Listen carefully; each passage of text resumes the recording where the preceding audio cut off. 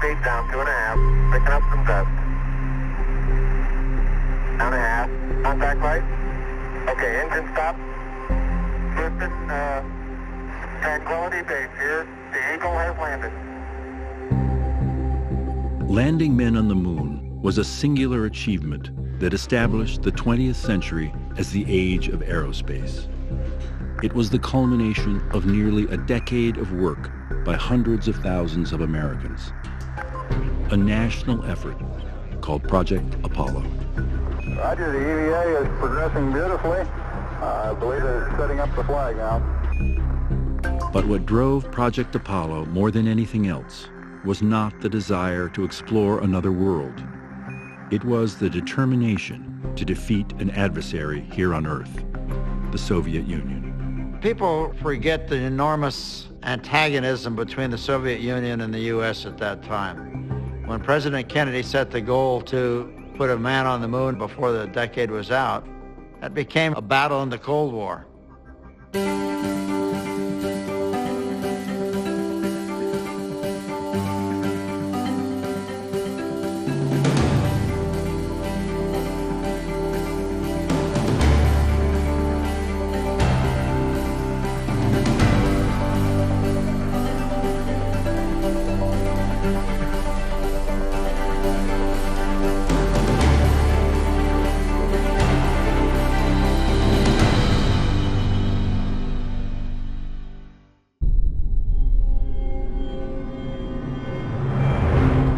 The Cold War pitted Western democracies, led by the United States, against the Soviet Union.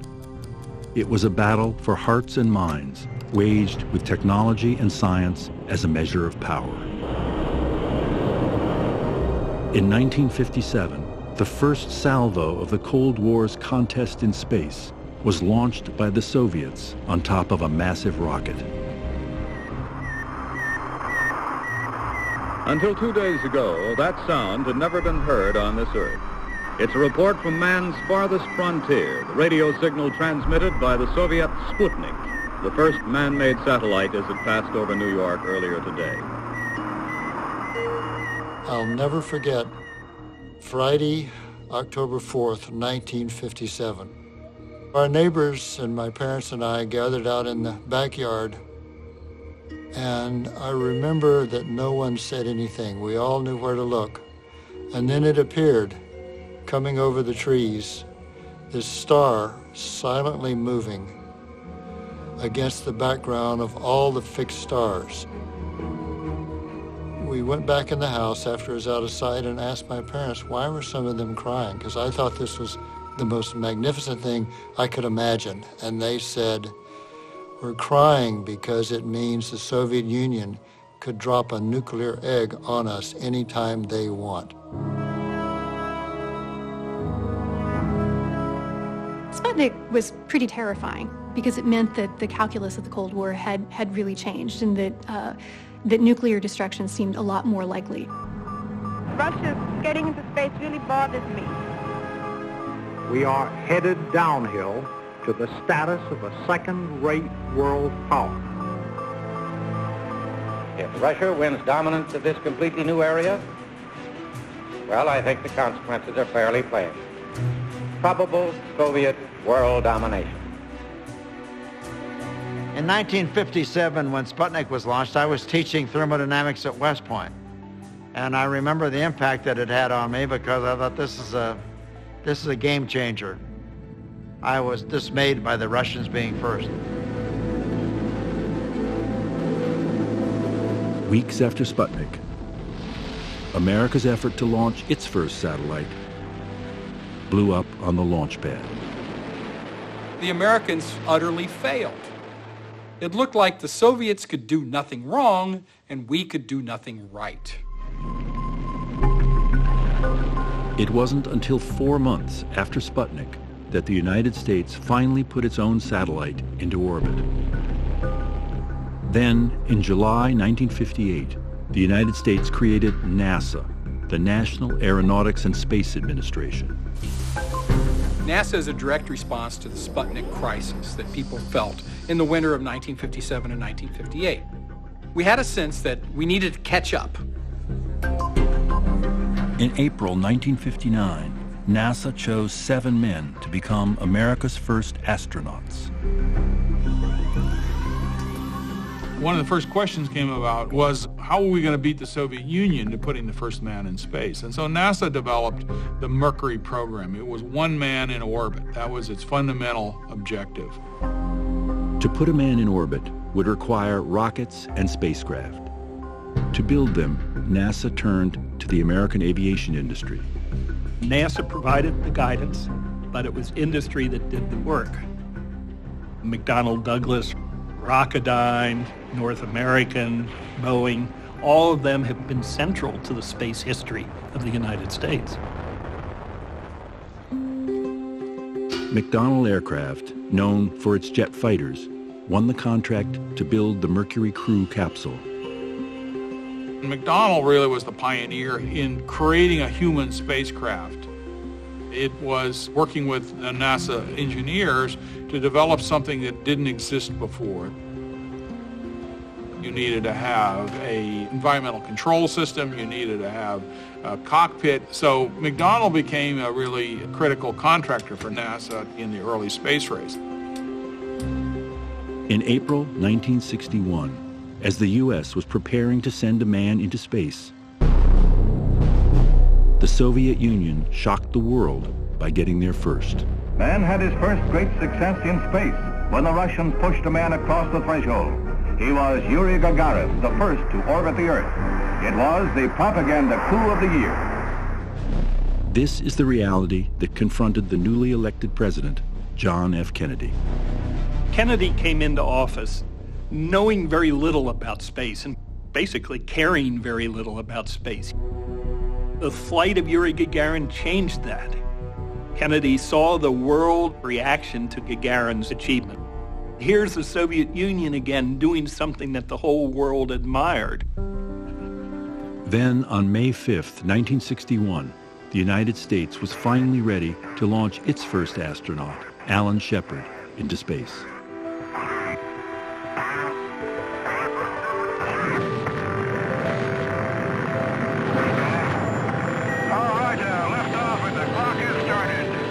Alan Shepard's flight was not actually as path-breaking as Yuri Gagarin's flight. Yuri Gagarin orbited Earth.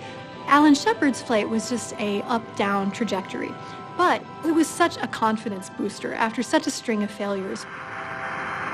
Fuel is go, 2.5 G. Shepard's 15-minute flight, short as it was, gave the Kennedy administration the success it needed to talk about a grander vision for Americans in space. And Kennedy decided that there was nothing more important than figuring out how to get the United States where it belonged in space, which was in the lead, and find, and I quote, a space program which promises dramatic results in which we could win.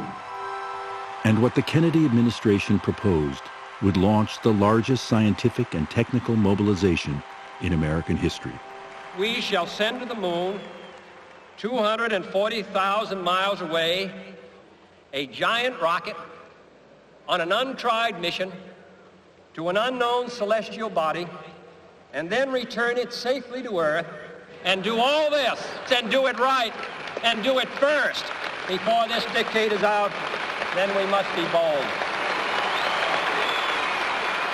It was a promise to outspend, outbuild, outdream the Soviets, to prove American superiority by being first to the moon. President Kennedy's resolve was shared by NASA's astronauts. We were Cold War warriors. It was an enormous challenge, not just for the people that flew, but for everybody. There were 400,000 Americans that worked on that program, and they all were dedicated, and they all wanted to win. That was the key. We win, they lose.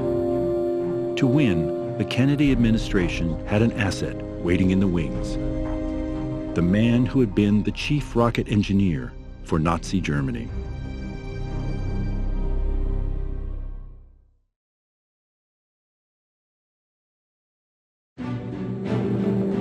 In the closing days of World War II in Europe, with Nazi Germany on the brink of collapse, the armies of the United States and the Soviet Union were advancing into German territory.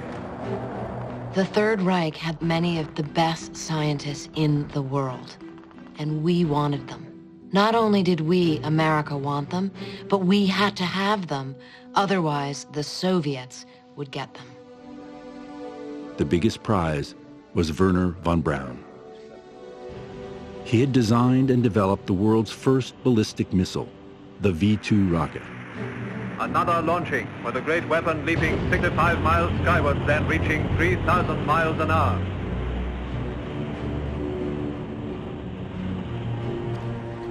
Germany launched more than 3,000 of them, targeting London, Antwerp, and other cities. But it was not the destructive power of rockets that had first sparked the fascination of Wernher von Braun. Since boyhood, he had been obsessed with space travel and dreamed of trips to the moon and to Mars. The rise of the Nazi regime gave von Braun an opportunity to further his ambitions. Now, in the spring of 1945, with his nation on the verge of surrender, he was the object of a manhunt by both American and Soviet forces. Von Braun was a very calculating person. So he moved his team and his drawings all the way from Prussia to Bavaria so he could surrender to the United States. And he told the briefing officer, I've chosen to come with the United States because it will allow me to go to Mars. Von Braun understood that he had found a powerful new patron. The one-time enemy was now an invaluable ally. People thought the Nazis are finished, they're gone, we're not worried about them anymore, we're worried about the communists. Von Braun and more than 100 members of his team were taken to the United States, where they resumed work on the V-2 in the New Mexico desert. While he was helping America arm itself against its new enemy, the Soviet Union, von Braun was also advancing his own dream of rocketing to the moon and to Mars. On October 24, 1946, a V-2 rocket was launched with a movie camera on board. These are the first pictures ever taken from space.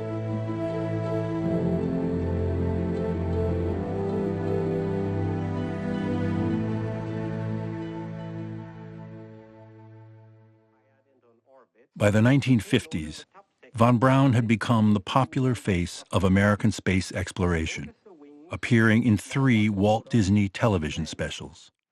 I believe a practical passenger rocket could be built and tested within 10 years. As the space race heated up in the 1960s, the Kennedy administration turned to von Braun to help America beat the Soviets to the moon.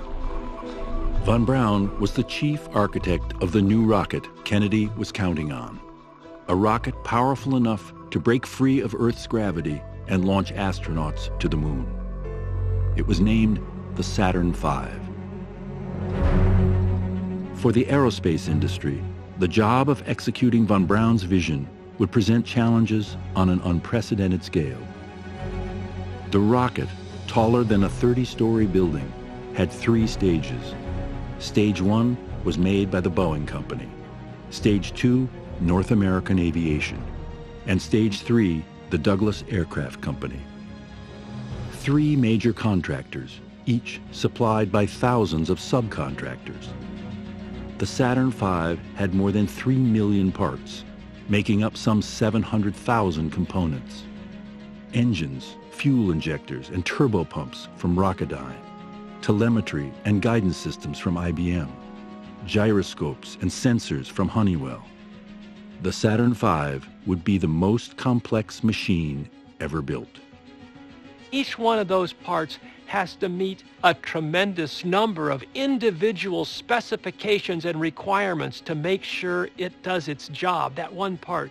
And then all those parts have to come together, and you've got to make sure that as each one of them does its individual job, that they're also allowing the other adjacent part to do its job, and they all have to work together without fail.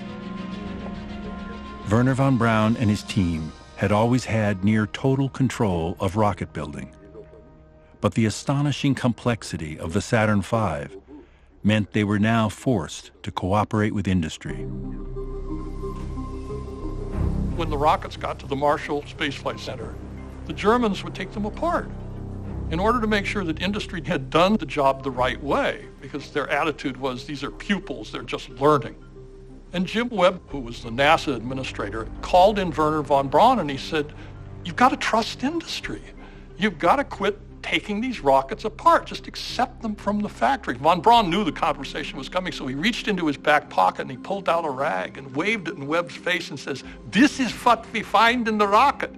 The workmanship isn't up to our standards. It was a great cultural fight between the old guard that was accustomed to doing things in-house and industry, which was having to take on a larger and larger share of NASA. The challenges of managing Project Apollo were not limited to the design and construction of the Saturn V. The crew capsule, the lunar lander, guidance, communication, and life support systems. Much of the technology had to be invented.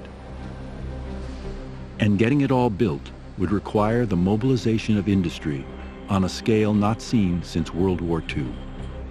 At its height, Project Apollo employed more than 400,000 people in every part of the country. George Miller managed NASA's Office of Manned Spaceflight. When you have 400,000 people working on one project, you got to make sure they all know what project they're working on. And that's a real challenge all by itself. It's extraordinarily complicated because it's decentralized. At one point, there were more than 20,000 private contractors involved in building systems for Apollo and its components. And that's a lot of different players to try to keep track of things. It was the extraordinary logistical and technical complexity of Project Apollo that made it vulnerable to human error.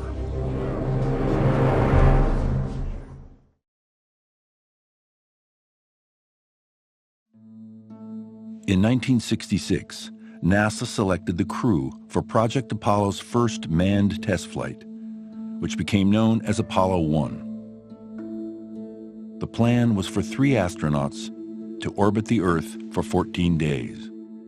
Astronauts were fashioned as heroes. But this is an inherently dangerous enterprise.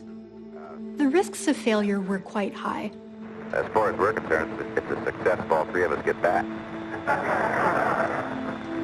40-year-old Gus Grissom would command the mission. He was one of the original 7 astronauts. Ed White, 36, had taken the first American spacewalk. Roger Chaffee, 31, had not yet flown in space. Grissom, White, and Chaffee would be the first crew to test the new spacecraft designed to bring the Apollo astronauts to the moon. North American Aviation was the principal contractor for the spacecraft, known as the Command and Service Module. Dale Myers was the program manager. We had 10,000 people working on the Apollo Command and Service Module, and those people reporting to me. It seemed like an important goal for the country, and I think everybody on the program got that idea. 10,000 people building something of extraordinary complexity to take the Apollo astronauts to the moon.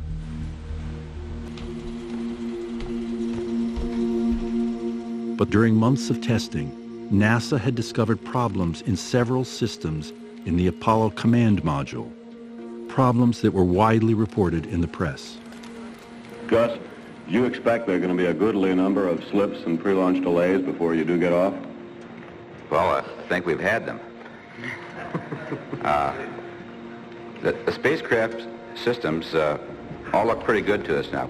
They've been through a checkout at North American and have gone through initial series down at the Cape. And as soon as we get it out of the altitude chamber, I think that a good portion of our problems are over. There was a natural tendency on the part of the public to expect things to go perfectly. But we understood that this was a research and development program, that things could happen, bad things could happen.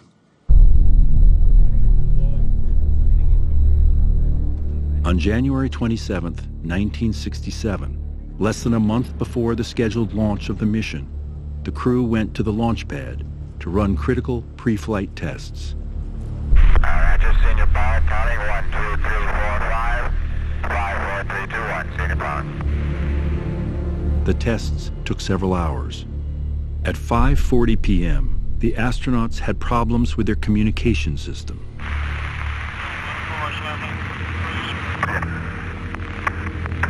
how are we going to get to the moon if we can't talk between 3 buildings? I can't hear that much you're saying. Right. And then, at 6:31 p.m., something went terribly wrong.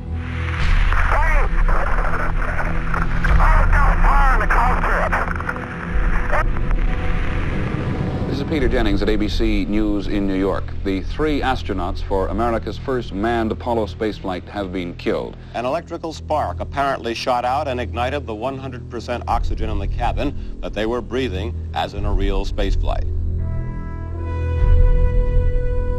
The Cape was in complete disarray.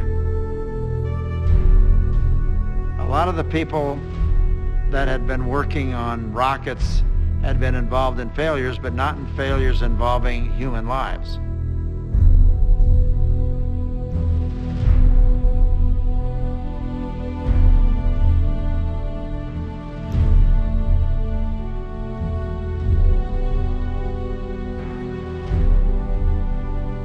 I went directly to the Cape, and I saw the wives of all the astronauts, and really had a difficult time.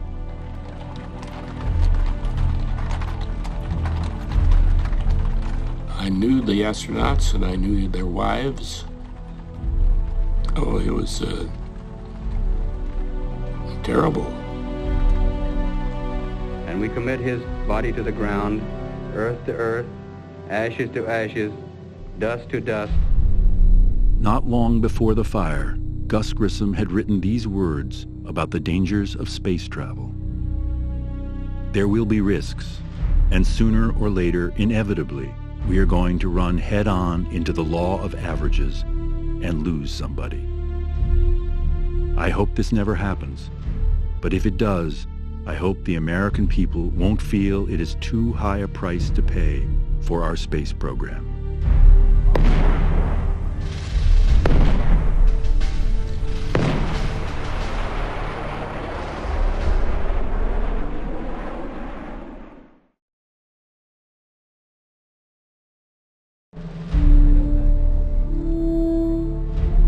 In the wake of the fire that killed 3 American astronauts, the Apollo manned flight schedule was put on hold.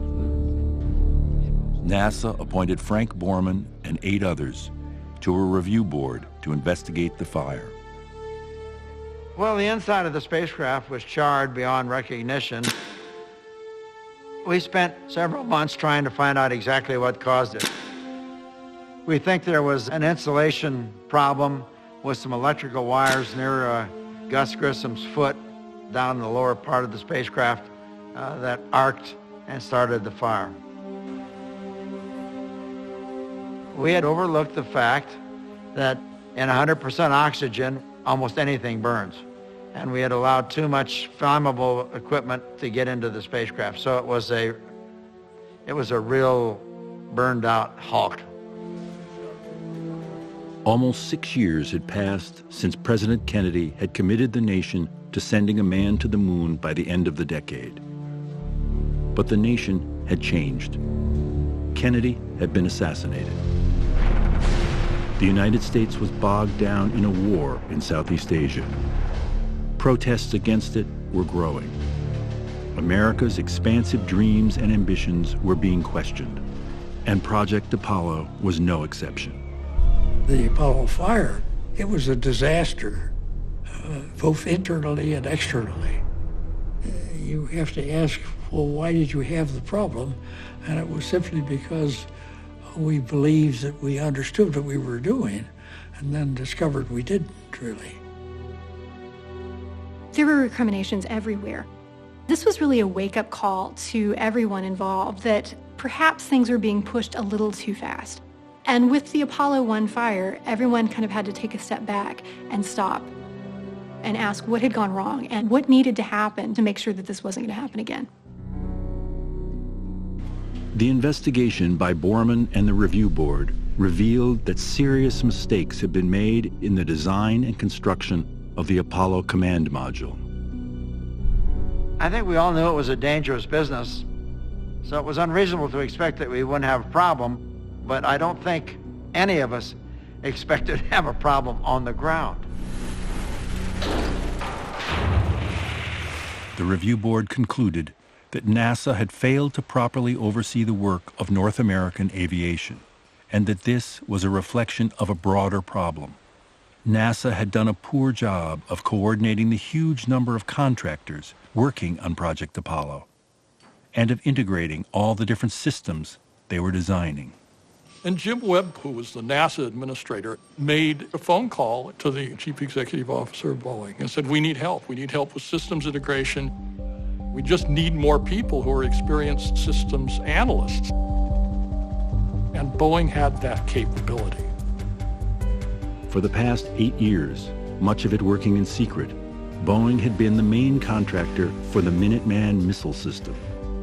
It had overseen the work of numerous other contractors and the production of nearly 2,000 missiles, ready to be launched at a moment's notice. Their technique grew out of the Air Force ballistic missile program. Boeing, they're very, very good at making parts fit together and work together in concert. And if you can do that, you can gain control of very large technological systems.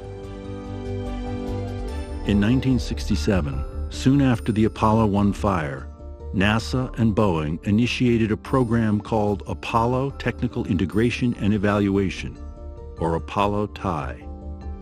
The Apollo TIE program was designed to get the various parts and pieces coming from different suppliers all to work together. It is a classic piece of large-scale integration.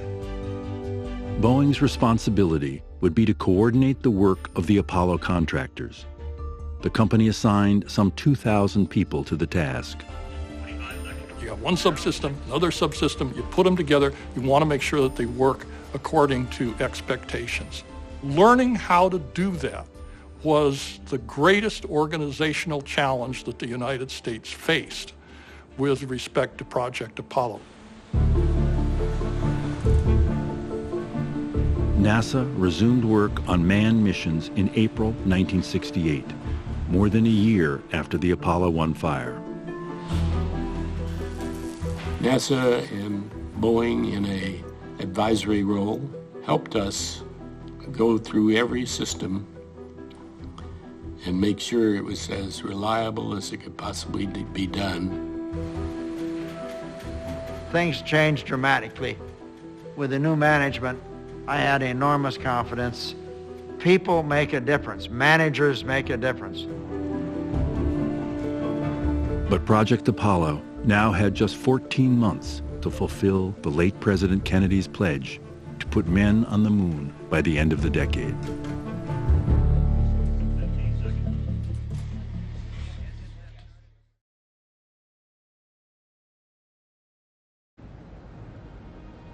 Nearly 50 years since the end of the space race, many have forgotten that the first manned mission to the moon was Apollo 8. NASA scheduled Apollo 8 to fly in early 1969.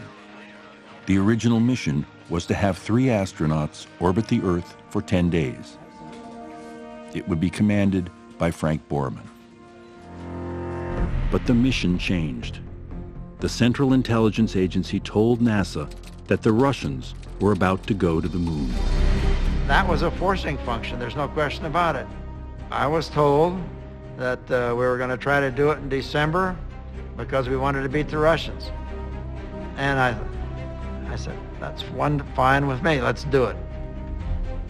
George Miller sent out a letter to all of us contractor people that were involved in the Apollo program saying, what do you think about going to the moon with Apollo 8?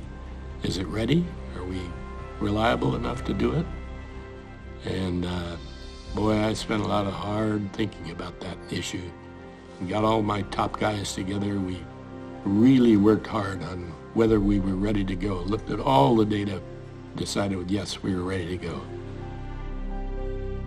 The 6-day mission, with its crew of Borman, Jim Lovell, and Bill Anders, atop a Saturn V rocket, was scheduled to lift off just days before Christmas in 1968. The mission was to circumnavigate the moon.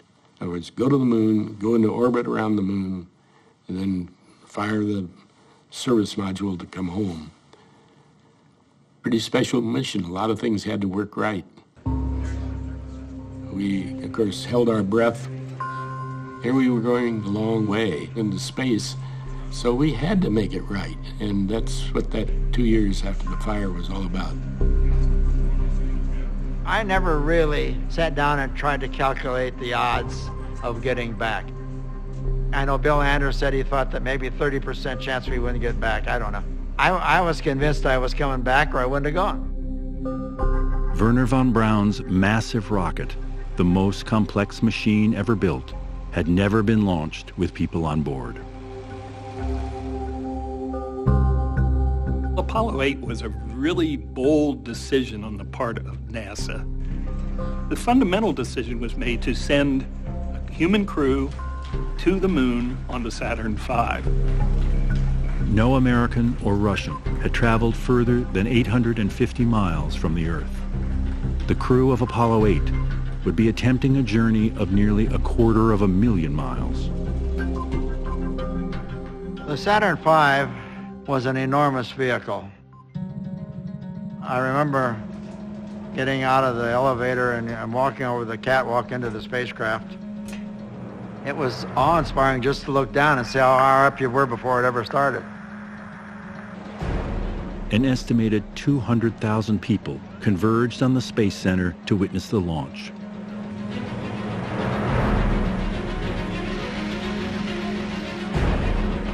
This is Apollo Saturn Launch Control. We are still go at this time.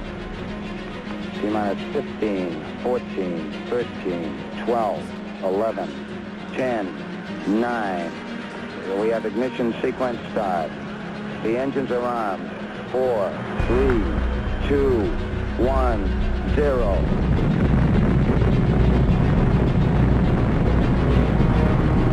We have liftoff. Liftoff at 7:51 a.m. Eastern Standard Time.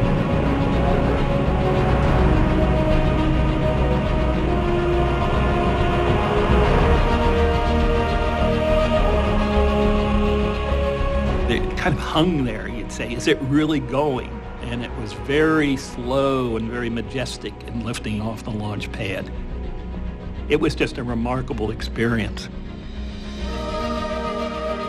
A machine of that size, of that scope, working perfectly. Unbelievable. The noise was overwhelming and a lot of vibration back and forth. But the second stage smoothed out. As soon as you got past the speed of sound, it became quite a pleasant ride. After a 3-day journey, Apollo 8 entered lunar orbit on Christmas Eve. From their spacecraft, Borman, Lovell, and Anders saw something no one had ever seen before. Planet Earth, alone in the vastness of space. Oh my God, look at that picture over there. Wow, that's pretty. You got a color film, Jim? Hand me a roll of color quick, would you? Man, that's great. Where is it? Quick. Just grab me a color. A color exterior.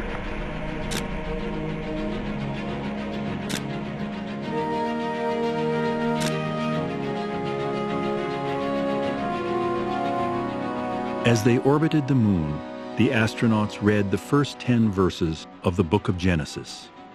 Hundreds of millions of people around the world watched or listened to the broadcast. In the beginning, God created the heaven and the earth. And the earth was without form, and void, and darkness was upon the face of the deep. And the Spirit of God moved upon the face of the waters. And God said, "Let there be light." And there was light. You think of 1968, the political assassinations of Martin Luther King, of Robert Kennedy, urban riots in the United States, the endless conflict in Vietnam. To have the year ended on this kind of magic moment, certainly in the United States, put a very positive end to what had been a horrible year. And from the crew of Apollo 8, we close with good night, good luck, a Merry Christmas, and God bless all of you on the good earth. I remember we got all kinds of telegrams after the flight. And the one that impressed me the most was, "Thank you, Apollo 8. You saved 1968.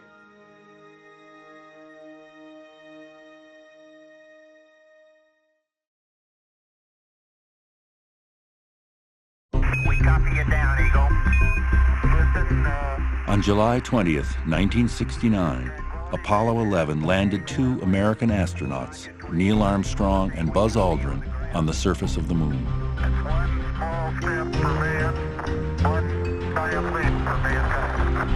The United States had beaten the Soviet Union in the space race. The moon landing was a singular achievement for both America and for humanity at large. But for NASA, the question became, where do we go from here? 5, 4, we've gone for main engine start. We have main engine start. America's first space shuttle. It was more than a decade before NASA would again capture the public's imagination with the launch of the first space shuttle in 1981.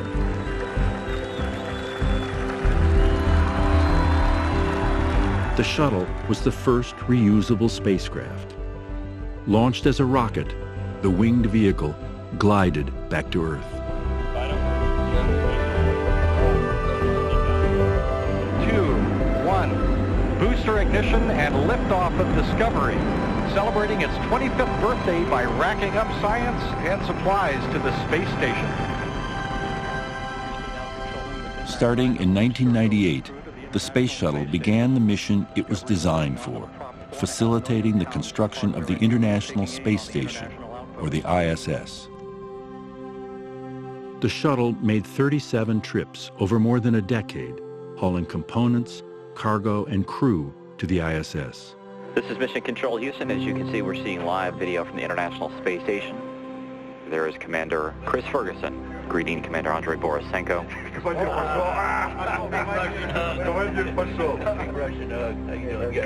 The primary builders of the ISS were Russia and the United States, no longer competitors, but collaborators in space.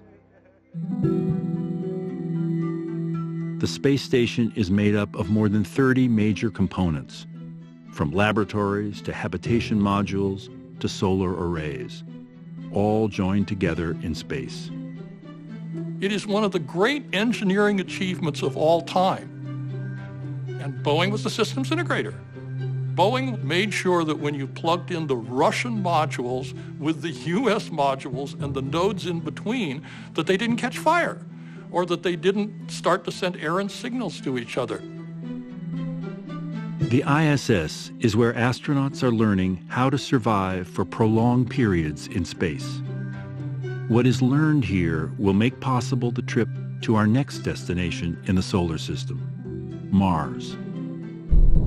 A journey to Mars will be a round trip of at least 70 million miles and could take longer than 2 years. A mission so long and so ambitious that its challenges would dwarf those of Apollo. On the most basic level, the human body is not designed to survive for long periods in a microgravity environment. We have bone loss, which we can now control. We have muscle wasting, which we can kind of control. The immune system gets degraded in space. So we see the human system react to the microgravity environment.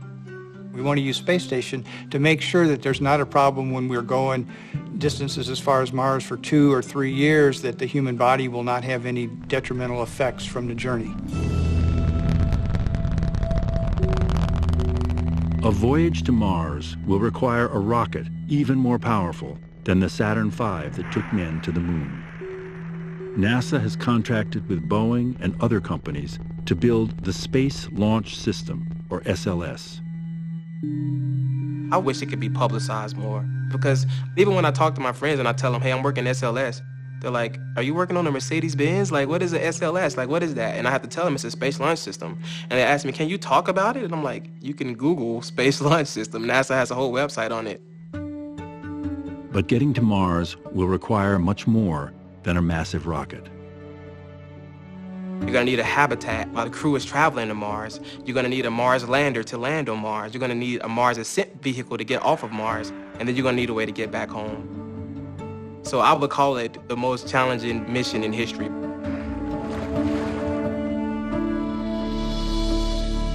Whether people today have the will to take on the risks and the hardships of going to Mars, as well as its massive costs, is an open question. There's many activities we can spend our resources on, but why is space important? And we really are toying with the big questions. Are we alone? Why are we here? Is our planet unique?